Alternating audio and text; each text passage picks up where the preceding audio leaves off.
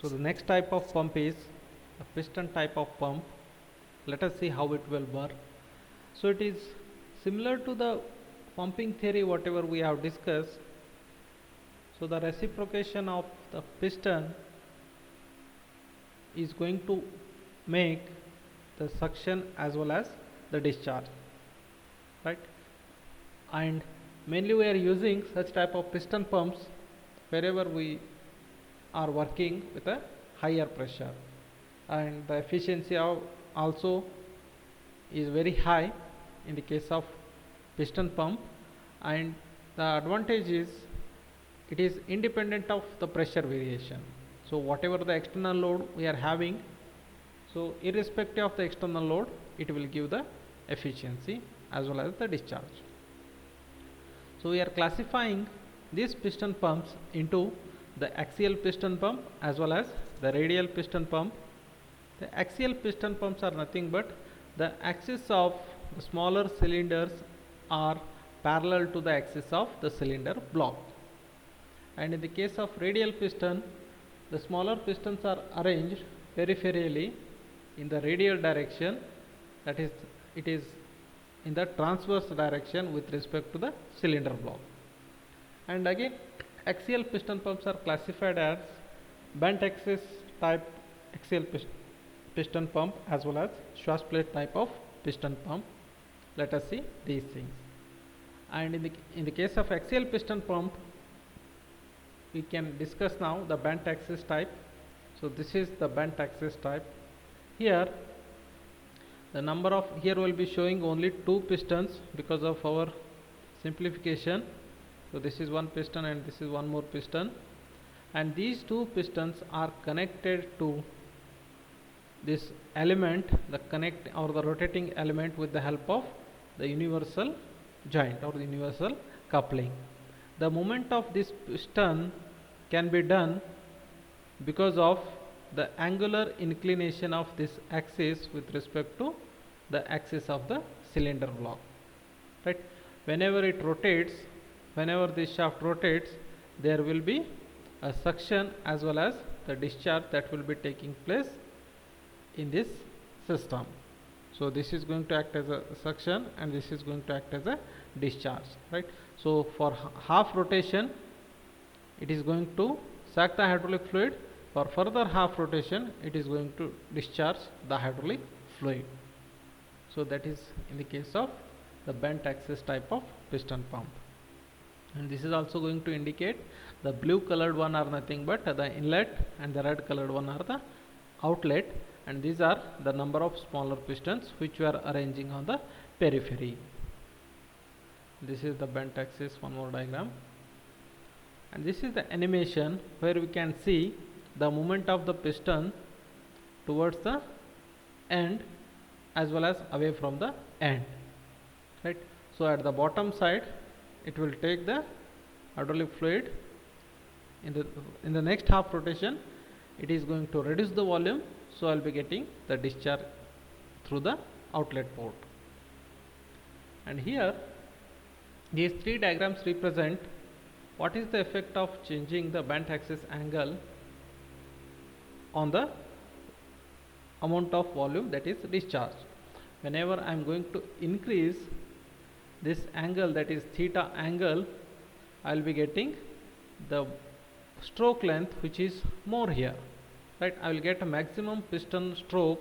That means the amount of volume which is stored here, that will be more. So obviously I will be getting the more amount of flow rate, more amount of Q, that is the flow rate. And in the second case, I will be reducing the angle theta, because of which there is a reduction in the stroke length. That means only this much amount of the volume that is available in order to occupy the hydraulic fluid, so that I will be getting lesser amount of Q, that is the flow rate. And in the last case, we are not going to maintain any angle, so that is theta equals to 0. That means the axis whatever we are having, that is collinear with the axis of the cylinder block. In that case, I won't get any suction. Obviously, I will not be getting any discharge also.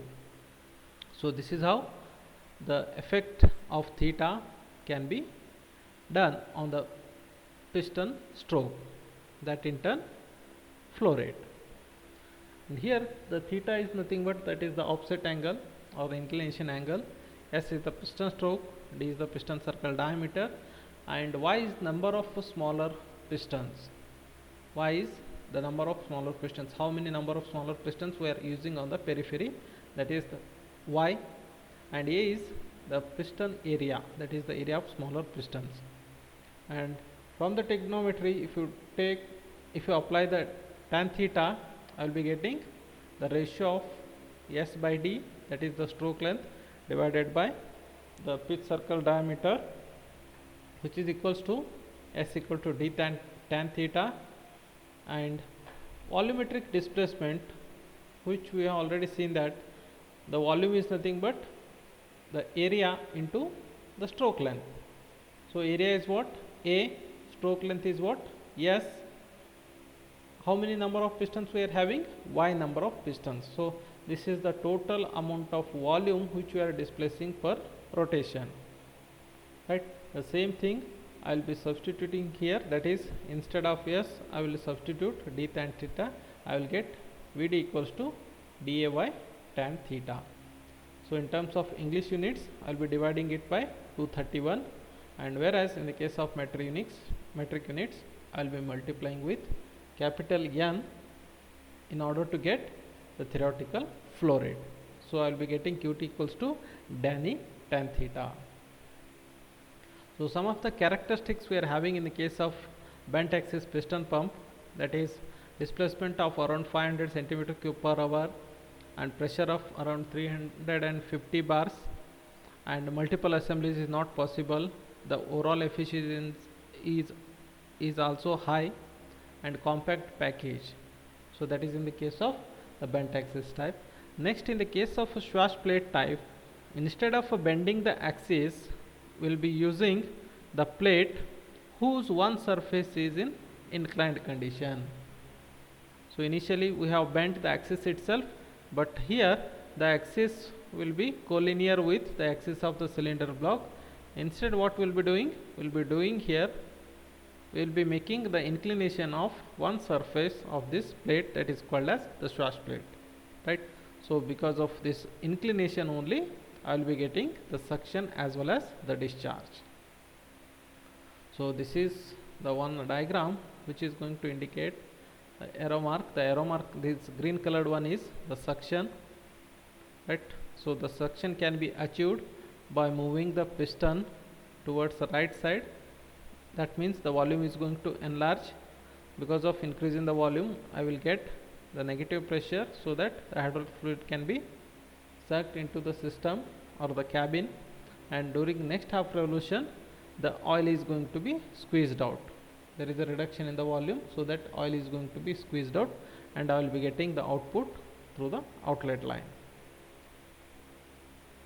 So these are few more diagrams of the axial type of piston pumps, and some of the characteristics are 500 centimeter cube per revolution, this much amount of displacement we will be getting, a pressure of around 350 bars, and here multiple assemblies is possible.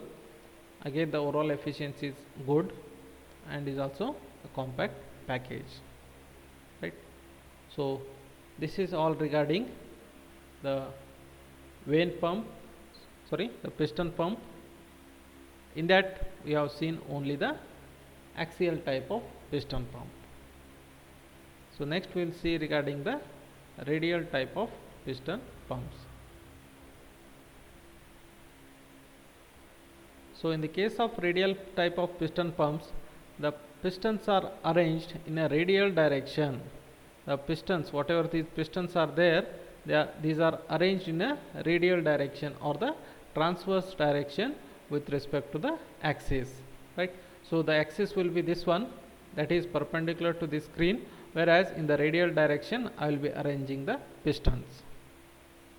So we can see here, yes, these pistons are supported with the help of the spring also, and whatever the gap we are having between these pistons, that will be occupied with the help of hydraulic fluid. Again, here also we will be maintaining the eccentricity in order to get the suction chamber as well as the discharge chamber. Here we can see there is an increase in the volume, because of which reduction in the pressure. So this is going to act as a suction, and here the further half rotation is going to act as a discharge. So this animation will give the clear picture how the system will work. So this is the inlet and this is the outlet.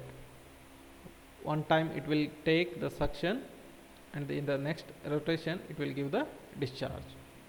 So all these pistons are, whatever they are arranged on the periphery, they are in the radial direction with respect to the axis of the cylinder block, whereas I can get the eccentricity here because of the cam movement. So there are some of the characteristics which the piston pump will have, especially the radial piston pump, such as the displacement of around 250 centimeter cube per revolution, a pressure around 350 bars, which is suitable for open as well as closed loop. It is also giving good efficiency, overall efficiency.